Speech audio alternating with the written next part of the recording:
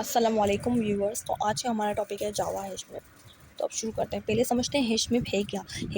हैशमैप जो है वो बेसिकली की वैल्यू पेयर्स को स्टोर करता है। अब हैशमैप है क्या। हैशमैप एक डेटा स्ट्रक्चर है जावा में जो कि स्टोर करता है की वैल्यू पेयर्स को।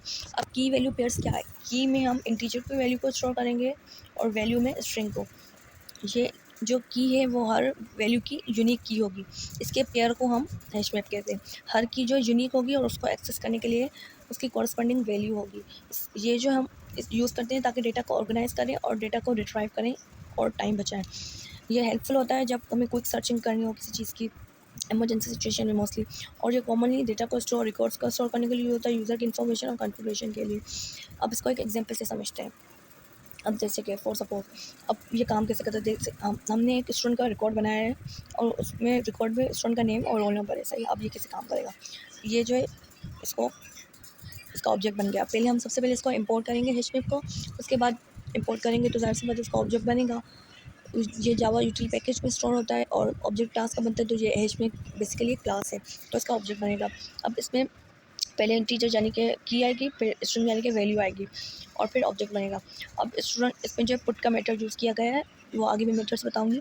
पुट का मेथड यूज़ करके इसमें वैल्यूज़ को ऐड किया गया है। बेसिकली 101 जो है इंट में जो है स्टोर होगा इंटीजर में, और अली जो है स्ट्रिंग में स्टोर होगा। ऐसे ही 5 स्टूडेंट्स का रिकॉर्ड बना 101 102 103 104 और 105।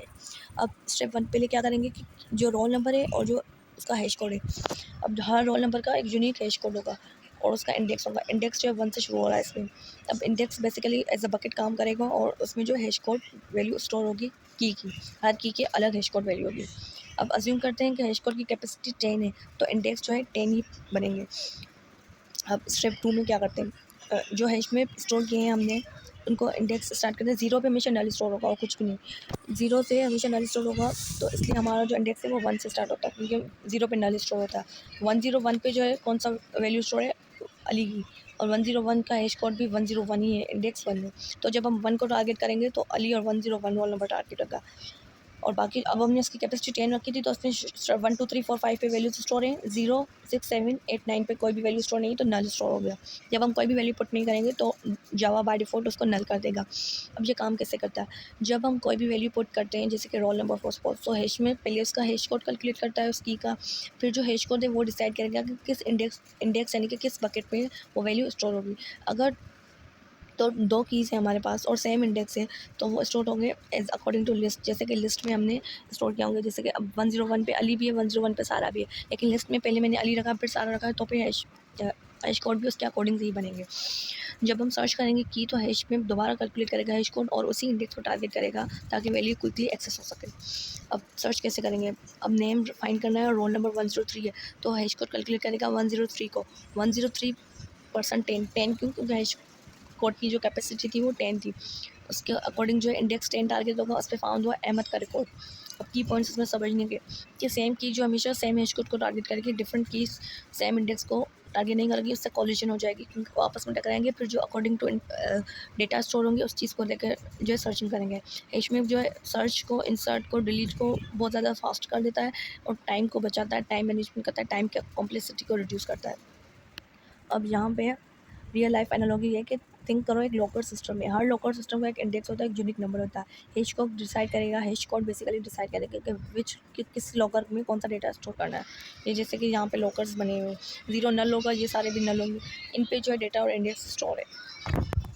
अब इसके की फीचर्स क्या है कि इसमें हर हैश कोड की एक यूनिक की होती है, डेटा एक्सेस फास्ट हो जाता है और एक नल की भी अलाउ होती है। अब ये किससे काम करेगा, इसमें स्टोर होंगे पेयर में। ये स्टोर करेगा डेटा को पेयर में। अब पेयर में एक की होगी और एक उसकी वैल्यू की यानी कि इंटीजर, वैल्यू यानी कि स्ट्रिंग।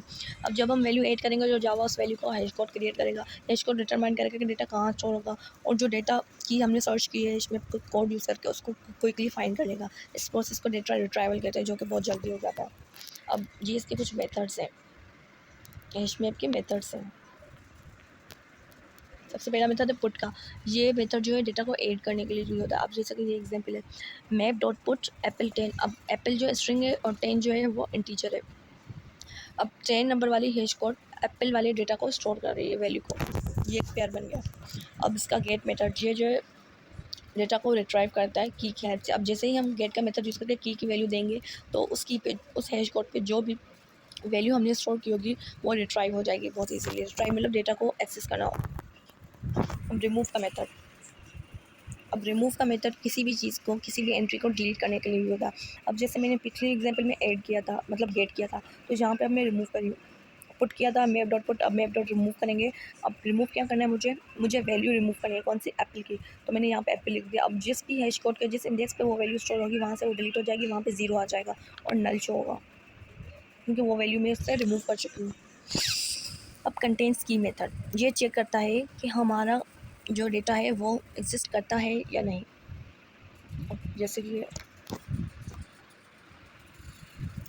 जब भी हम ये मेथड मैप डॉट कंटेंट्स की यूज़ करेंगे और हमने एप्पल लिखा, तो एप्पल जिस भी इंडेक्स से जिस हैश कोड पे स्टोर होगा वो वहाँ पे शो हो जाएगा। अगर नहीं होगा तो फिर वो फॉल्स शो करेगा यहाँ पे, और अगर हो जाएगा तो ट्रू शो होगा। ट्रू शो करा मतलब एप्पल जो है हमारे डेटा में इंसर्टेड है। अब जिस भी इंडेक्स पे वो इंसर्ट होगा वो इंडेक्स जो है यहाँ पे शो हो जाएगा आउटपुट में।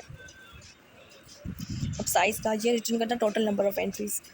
अब जैसे कि मैंने जो एग्जांपल दी उसमें 10 साइज़ थी, अब इसमें साइज़ 5 रखी है मैंने, तो मैप डॉट साइज़ करेंगे तो जितने इंडेक्स हमने उसमें स्टोर किए हैं और जितने डेटा स्ट्रक्चर्स बनाए उसके अकॉर्डिंग जो साइज़ आउटपुट में शो होगा।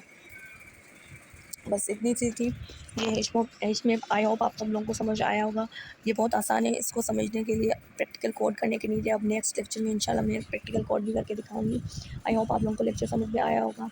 अगर कुछ भी सवाल हो तो कमेंट सेक्शन में पूछ लीजिएगा, और चैनल को लाइक शेयर और सब्सक्राइब लाजमी कीजिएगा। Thank you.